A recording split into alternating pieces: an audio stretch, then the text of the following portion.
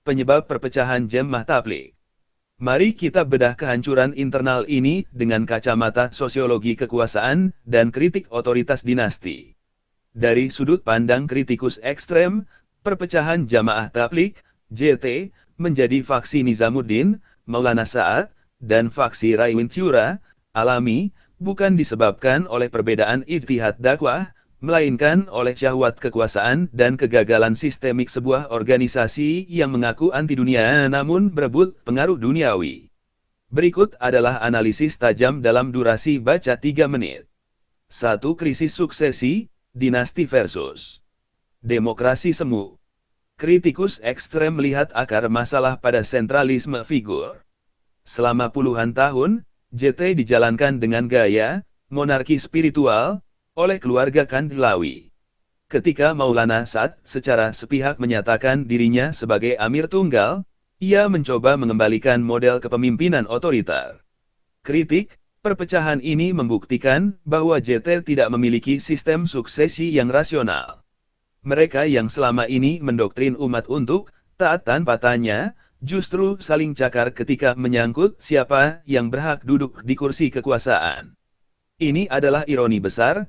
Organisasi yang mengajarkan kerendahan hati justru hancur karena ego pemimpinnya yang merasa memiliki hak waris atas agama. 2. Monopoli kebenaran dan penyimpangan doktrinal. Kritikus, terutama dari kalangan ulama Deoband sendiri, seperti Darul Uloom Deoband, menyoroti bahwa Maulana Sa'ad mulai melakukan reinterpretasi agama yang ugal-ugalan.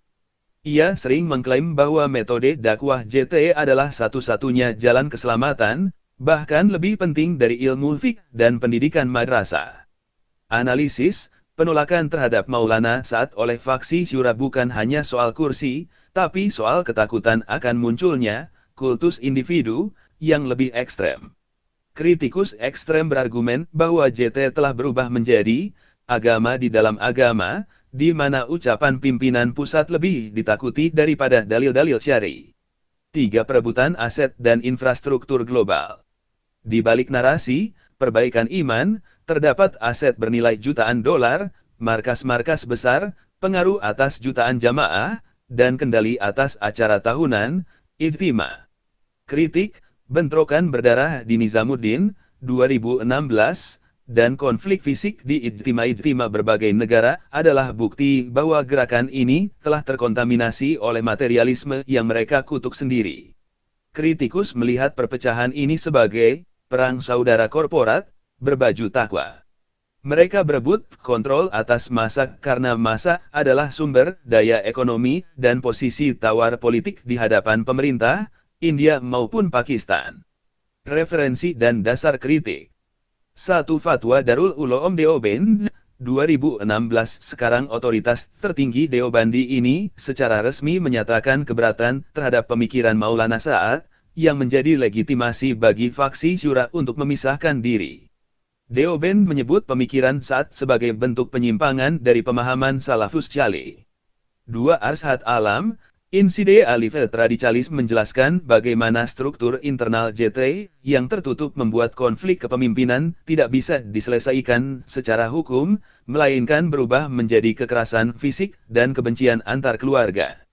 3. Zia As-Salam, Of Mood and Spirit, Z Tablighi Jamaat. Penulis ini mendokumentasikan bagaimana transisi kepemimpinan dari model kolektif, Syura, kembali ke model individu, Maulana Sa'ad, telah merobek persatuan jamaah secara global.